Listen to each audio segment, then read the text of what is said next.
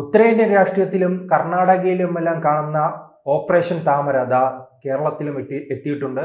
തൃശ്ശൂരിലെ മറ്റത്തൂരിലാണ് ഇത്തരത്തിലൊരു നീക്കം ഉണ്ടായിരിക്കുന്നത്. അവിടെ ഒരു രാത്രി കൊണ്ട് തന്നെ ഇന്നലെ വരെ കോൺഗ്രസ് ആയിരുന്നു, രാവിലെ ആയപ്പോൾ എല്ലാവരും BJP ആയിരിക്കുകയാണ്. 8 അംഗങ്ങളാണ് കോൺഗ്രസിൽ നിന്നും രാജിവെച്ച് BJPയിലേക്ക് പോകാനായി തയ്യാറെടുത്ത് നിൽക്കുന്നത്. അതാണ് മുറ്റത്ത് നിന്ന കോൺഗ്രസ്സുകാരൻ അപ്പുറത്തെ വീട്ടിൽ BJPയുടെ വീട്ടിൽ പോയി താമസമാക്കി എന്നുള്ളതാണ് ഇപ്പോഴത്തെ വാർത്ത. ആകെ 8 പേരേ കോൺഗ്രസിനുള്ളൂ.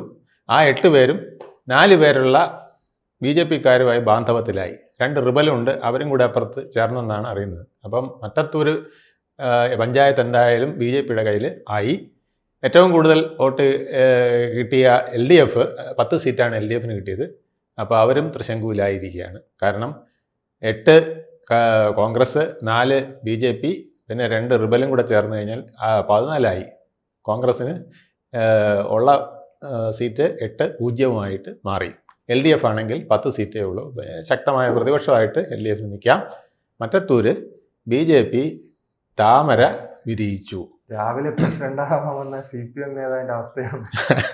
CPM നേതാവ് ഏതാണ്ട് ഉടുപ്പിട്ട് വന്നതാണ്. അപ്പോൾ കുഴപ്പമില്ല. CPMന് ഇത്തരത്തിലൊക്കെ വരുന്നത് CPMന് 2026 ഇലക്ഷനിൽ മുതലാക്കാൻ പറ്റും. ഇപ്പോൾ UDF ജയിച്ച പല സ്ഥലത്തും ഇതുപോലെ വരാൻ ചാൻസ് ഉണ്ട്. ഓപ്പറേഷൻ താമര ഉണ്ടെന്ന് നമ്മൾ ഇന്നലെ പറഞ്ഞതേ ഉള്ളൂ. അപ്പം അതിൻ്റെ അടിക്കുറിപ്പ് ആരൊക്കെ വന്ന് എഴുതുന്ന കണ്ടു. ഇവർക്കൊന്നും വിവരമില്ല. ABC അടച്ചുപൂട്ടാൻ സമയമായെന്നൊക്കെ അതിനകത്ത് അടിയിൽ വന്ന് എഴുതിക്കുന്നുണ്ട്. അപ്പോൾ ഒരു ദിവസം 24 മണിക്കൂർ കഴിഞ്ഞപ്പോൾ നമ്മൾ പറഞ്ഞത് സത്യമാണെന്ന് ഇപ്പം വെളി വരുന്നില്ലേ. ഇത് നമ്മൾക്കിതിൻ്റെ പൾസ് അറിഞ്ഞുകൊണ്ടാണ് പറയുന്നത്, അല്ലാതെ ചുമ്മാ അതല്ല പറയുന്നത്. ഓരോ സ്ഥലത്തും നടക്കുന്ന വളരെ അധികാരമോഹികളുടെ നീക്കങ്ങൾ കണ്ടുകൊണ്ടാണ് പറയുന്നത്. ഇത് തൃശ്ശൂരത്തെ മേയർ സീറ്റ് വിൽപ്പനയ്ക്ക് വന്നപ്പോൾ തന്നെ ഞാനത് ഊഹിച്ചതാണ് ഇത് നടക്കുന്നത്. രണ്ടാമത് തമ്പിങ് മെജോറിറ്റി, 3-2 ഭൂരിപക്ഷത്തിന് 4-5 സീറ്റ് മാത്രം വ്യത്യാസമുള്ള എറണാകുളത്ത് 3 മേയർമാർ രംഗപ്രവേശനം ചെയ്യുന്നു. അതിൽ ഒന്നിൽ മതം വരുന്നു, മറ്റൊന്നിൽ കാശ് വരുന്നു, പിന്നൊന്നിൽ പാരമ്പര്യമുള്ള ആളിനെ തള്ളിക്കളയുന്നു. ഇങ്ങനെ പോവുകയാണ്. പാലക്കാട് ഒരു കോൺഗ്രസിൻ്റെ കൗൺസിലർ വൈകി എത്തുന്നു വോട്ട് ചെയ്യാൻ. എങ്ങനെയുണ്ട്? ഇതെന്താ പഞ്ചായത്ത് ഇലക്ഷനാണ്. അവിടെ ഒരു നിർണായകമായ BJP തോൽപ്പിക്കണമെന്ന് വിചാരിച്ച് നടക്കുന്ന ഒരു ഇലക്ഷനിൽ കോൺഗ്രസിൻ്റെ കൗൺസിലർ വൈകി എത്തുന്നു. ഇത് തിരുവനന്തപുരത്ത് 2 പേർക്ക് ഒപ്പിടാൻ അറിഞ്ഞുകൂടാ.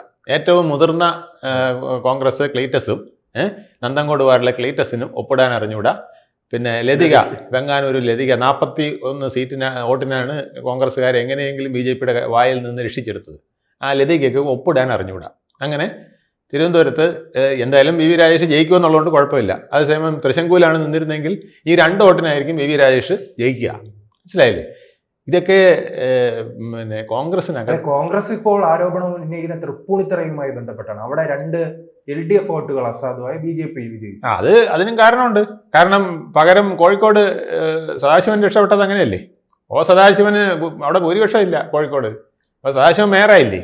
അപ്പം ചിലപ്പം ചിലത് കണ്ണടയ്ക്കേണ്ടി വരും. കണ്ണടയ്ക്കുന്നേ കുഴപ്പമില്ല. ഇത് കൂടോടെ അതല്ലേ ഞാൻ പറഞ്ഞേ, മുറ്റത്ത് നിന്നവൻ ചാടിപ്പോവില്ലേ. 8 എണ്ണവും ഒരെണ്ണമെങ്കിലും ബാക്കി വേണ്ടേ കോൺഗ്രസിന്? ഇപ്പം ഇവർ എന്ത് കണ്ടാണ് ഈ കൈപ്പത്തി കൊണ്ട് കൊടുത്തത് ഇവർക്ക് 8 പേർക്ക്? അവൻ കൈപ്പത്തിയും കൊണ്ടേ പോയി. അതല്ലേ പ്രശ്നം. നമുക്കവിടെ വിപ്പ് കൊടുക്കാൻ പറ്റില്ല. വിപ്പ് വയ്ക്കാൻ ആൾ വേണ്ടേ? അല്ല, ഇതെല്ലാം വർഷങ്ങൾക്ക് മുൻപ് അരുണാചൽ പ്രദേശിലും കർണാടകയിലും എല്ലാം കണ്ടതാണ്. അപ്പോൾ BJP എവിടെ വിജയിക്കുമെന്ന് ഒരു രീതി വരികയാണെങ്കിൽ, ഒരു ട്രെൻഡ് വരികയാണെങ്കിൽ സ്വാഭാവികമായി വലിയ രീതിയിൽ ഇത് പണ്ടേ മാർക്സിസ്റ്റുകാർ പറയും.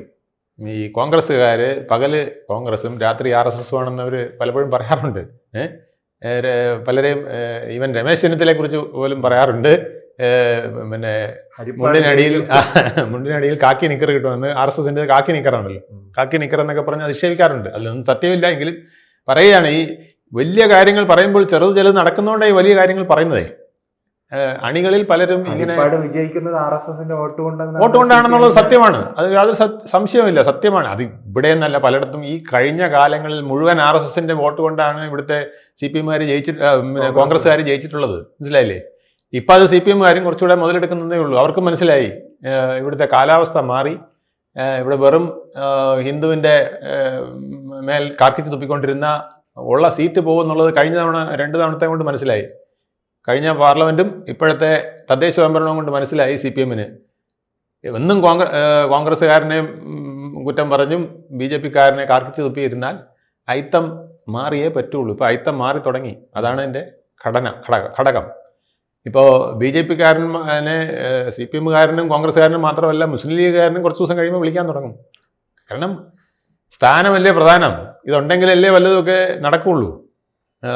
നേരെ ഭരിക്കാനാണേലും കട്ടുമുടിക്കാനാണേലും അണികൾക്ക് വല്ലതും കൊടുക്കാനാണേലും ശുപാർശ ചെയ്യാനാണെങ്കിലും സ്വജനപക്ഷപാതം കാണിക്കാനാണെങ്കിലും നേരെ രാജ്യം ഭരിക്കാനാണെങ്കിലും ഒക്കെ എന്ത് വേണം? ആള് വേണം, സ്ഥാനം വേണം. സ്ഥാനം വേണമെങ്കിൽ കൗൺസിലർ കൈവക്കാൻ വേണം, അല്ലെങ്കിൽ MLA കൈവക്കാൻ വേണം. അപ്പം അതിന് ഇത്തരം കളികൾ ഇനിയും തുടരും. കേരളത്തിൽ അഭംഗുരം താമരയ്ക്ക് സപ്പോർട്ട് കിട്ടും. BJP-ക്ക് നേതാക്കളുടെ ക്ഷാമമുണ്ടല്ലോ, അത് ഇങ്ങനെ പരിഹരിക്കുമോ അവർ? കാരണം നാം കുറച്ചു നാൾ മുൻപ് കണ്ട് അനിൽ ആന്റണി വരുന്നു, പത്മജ വേണുഗോപാൽ വരുന്നു, അങ്ങനെ പല നേതാക്കൾ. അല്ല, അത് അവരൊക്കെ വരുന്നതിന് വേറെ ബേസ് ഇല്ല. ഇപ്പം BJP-ക്കകത്ത് ഒരു കാര്യം ഞാൻ പറയാം. BJP-ക്കകത്ത് ചുമ്മാതെ നമ്മൾ ഒരുത്തന്നെ അവിടെ വന്ന് കയറി എന്ന് പറഞ്ഞുകൊണ്ട് അവർ സ്വീകരിച്ചൊക്കെ ഇരുത്തും, മാല അണിയിക്കും. സംസ്ഥാന കമ്മിറ്റിയിൽ മെമ്പർഷിപ്പ് കൊടുക്കാനുള്ള സംവിധാനമുണ്ട്, അതറിയാമോ? രാജീവ് ചന്ദ്രശേഖരൻ്റെ പ്രസിഡന്റിൻ്റെ ഓഫീസിൽ മെമ്പർഷിപ്പ് കൊടുക്കാനുള്ള സംവിധാനമുണ്ട്. അപ്പോൾ താങ്കൾ ചെന്നാലും നാളെ അവിടെ പ്രസിഡന്റ് എഴുതി ഒരു മെമ്പർഷിപ്പ് തരും, ഫോട്ടോയും എടുക്കും, പത്രത്തിൽ വേണമെങ്കിൽ കൊടുക്കാം. പക്ഷെ അതുകൊണ്ട് പാർട്ടി പ്രവർത്തകനാകില്ല. പാർട്ടി പ്രവർത്തകർ അവിടെ വർഷങ്ങളായി രാജേഷ് പറഞ്ഞ പോലെ അടികൊണ്ട് നട്ടലിലൊടിഞ്ഞും ബലിദാനിയായും കാല് പോയ സദാശിവ മാസ്റ്ററെ പോലുള്ളൊക്കെ ആൾക്കാർ ഇഷ്ടം പോലെ ഉണ്ട് അവിടെ. അപ്പോൾ സദാനന്ദൻ മാസ്റ്ററെ പോലുള്ളവർ ഒരു കാല് തറയിലിട്ട് ഇഴച്ച്, വെട്ടിയെന്ന് മാത്രമല്ല തലയിട്ട് ഇഴച്ച് മണ്ണിലിട്ട് ഉരച്ച് ദൂരെ എറിഞ്ഞു മാർക്സിസ്റ്റുകാർ. എന്തിനെന്നറിയാമോ? പിന്നെ ഒരു കാരണവശാലും ഇത് കൂട്ടി വായിപ്പിക്കരുത്.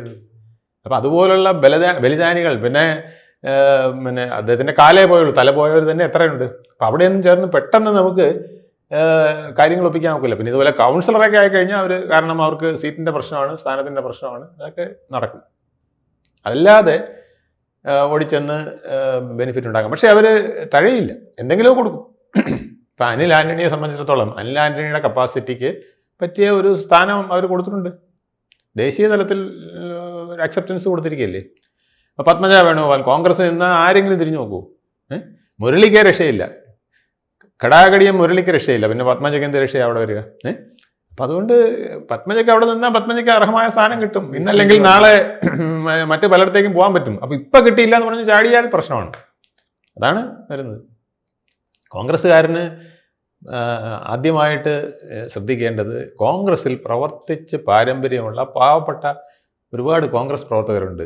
അവരെ എല്ലാം തഴഞ്ഞിട്ട് കണ്ടവനെയും കേട്ടവനെയൊക്കെ ചമച്ച അടിച്ചുകൊണ്ട് നടക്കുന്നവന്, ട്രെയിനിൽ പെട്ടിയെടുത്ത് നേതാവിൻ്റെ പെട്ടിയെടുത്ത് വെച്ചവനെയൊക്കെ സ്ഥാനാർത്ഥിയാക്കുമ്പോൾ ആലോചിക്കണം. കാരണം ഇവന് ഈ കുറേ കലാപം ഉണ്ടാക്കിയവരെല്ലാം മുതിർന്ന നേതാക്കളാണല്ലോ. ഇപ്പോൾ നാം തൃശ്ശൂർ നോക്കിയാലും അതോടൊപ്പം തന്നെ എറണാകുളം നോക്കിയാലും മറ്റേത് ജില്ലകളിൽ നോക്കിയാലും മുതിർന്ന നേതാക്കൾ. അതെ, മുതിർന്ന നേതാക്കൾ, അടിയുറച്ച നേതാക്കൾ, അടികൊണ്ട നേതാക്കൾ, അടിത്തട്ടിൽ പ്രവർത്തിച്ച് മേൽത്തട്ടിലേക്ക് വന്ന നേതാക്കളൊക്കെയാണ് ബഹളം ഉണ്ടാക്കിയത്. എന്ത് കാരണം? എന്താ? കാരണം അവരെ മേളിൽ പേയ്മെന്റ് സീറ്റ് വരികയല്ലേ. മാനേജ്മെന്റ് കോട്ടയിൽ മേയറെ നിശ്ചയിച്ചു കഴിഞ്ഞാൽ അവർ വിപ്രാളം പിടിക്കില്ലേ? അത് യാതൊരു തെറ്റും പറയാൻ ഒക്കില്ല. അങ്ങനെ സംഭവിച്ചു പോകും. ഇപ്പം ശശി തരൂർ എന്തുകൊണ്ടാണ് ബഹളം ഉണ്ടാക്കുന്നത്? ശശി തരൂർ ബഹളം ഉണ്ടായി 2019 3 തവണ ജയിച്ച് അവിടെ എത്തി പ്രതിപക്ഷ നേതാവാകാൻ. അന്ന് രാഹുൽ ഗാന്ധി അവിടെ ഇല്ല. അപ്പോൾ പ്രതിപക്ഷ നേതാവാനാകാൻ ഏറ്റവും യോഗ്യനായിട്ടുള്ള ആൾ അദ്ദേഹമായിരുന്നു. അതിന് പകരം അതിരഞ്ജൻ ചൗധരിയെ കൊണ്ടുവന്ന് അവിടെ പ്രതിപക്ഷ നേതാവാക്കി. വിടുവായൻ എന്ന് പറഞ്ഞാൽ വിടുവായൻ. മമതാ ബാനർജി ഓടിച്ചിട്ടടിക്കുന്ന ആളാണ്. വർത്തമാനം പറഞ്ഞാൽ അടി കൊടുക്കും. നീ അടുത്ത തവണ അങ്ങ് തോപ്പിച്ച് തരാമെന്ന് പറഞ്ഞ് ഇത്തവണ തോപ്പിച്ചും കൊടുത്തു. 2024 പ്രതിപക്ഷ നേതാവായിരുന്ന ആളാണ്, തോപ്പിച്ച് കൈ കൊടുത്തു. അങ്ങേരെ എന്തെല്ലാം വിനയാണ് കോൺഗ്രസിന് വരുത്തിയത്. പക്ഷേ അയാളെ ആക്കിയുള്ളൂ, ശശി തരൂരിനെ ആക്കിയില്ല. നല്ല ഒന്നാന്തരമായിട്ട് സംസാരിക്കും, നല്ല ഒന്നാന്തരമായിട്ട് പ്രശ്നങ്ങൾ ഉണ്ടാക്കാൻ, പിന്നെ അന്തസ്സായ രീതിയിലുള്ള പ്രശ്നങ്ങൾ, ദേശീയ പ്രശ്നങ്ങളൊക്കെ ഉന്നയിച്ച് അത് പ്രശ്നത്തിലാക്കാൻ BJPയുടെ മുമ്പിൽ കഴിവുള്ള ഒരാളായിരുന്നു ശശി തരൂർ. അദ്ദേഹത്തിനെ ആക്കിയില്ലല്ലോ. അദ്ദേഹത്തിനെ നേതാവാക്കിയിരുന്നെങ്കിൽ 2 ഗുണമാണ്. ഒന്ന്, അദ്ദേഹം അതിനകത്ത് ഉറച്ചു നിന്ന് പാർട്ടിക്ക് വേണ്ടി പാർലമെന്റിനകത്തും പുറത്തും ഫൈറ്റ് ചെയ്തേനെ. രണ്ടാമത്, അദ്ദേഹം BJPയുമായിട്ട് സൗഹൃദത്തിലും ആവില്ലായിരുന്നു. കാരണം മോദിയെ എതിർത്താലും അമിത്ഷാ എതിർത്താലല്ലേ പാർലമെന്റിനകത്ത് പ്രതിപക്ഷ നേതാവിന് നിൽക്കാൻ ആവുള്ളൂ. അപ്പം അങ്ങനെ അവർ തമ്മിൽ വലിയ ശത്രുതയിലായനെ. ഇപ്പം 2 കാര്യങ്ങളാണ് കോൺഗ്രസ് ചെയ്തത്. തങ്ങളുടെ മികച്ച ആളിനെ അവിടെ വെക്കാതിരുന്നുകൊണ്ട് അയാൾ വഴിതെറ്റി അവസാനം ഇപ്പം കോൺഗ്രസ് പാളയത്തിൽ നിന്ന് BJP പാളയത്തിലേക്ക് എത്തിയിരിക്കുന്നു. ഇതുപോലെ ഒരുപാട് പേര് കോൺഗ്രസ് പാളയത്തിൽ നിന്ന് BJP പാളയത്തിലെത്തി താമര വിരിയിക്കും. അത് നമ്മൾ അതുകൊണ്ടാണ് പറഞ്ഞ ഓപ്പറേഷൻ താമര നിലവിലുണ്ട്. കൂടുതൽ വാർത്തകളും വിശേഷങ്ങളും നിങ്ങളിലേക്ക് എത്താൻ ABC മലയാളം സബ്സ്ക്രൈബ് ചെയ്യുക, ബെൽ ബട്ടണും അമർത്തുക.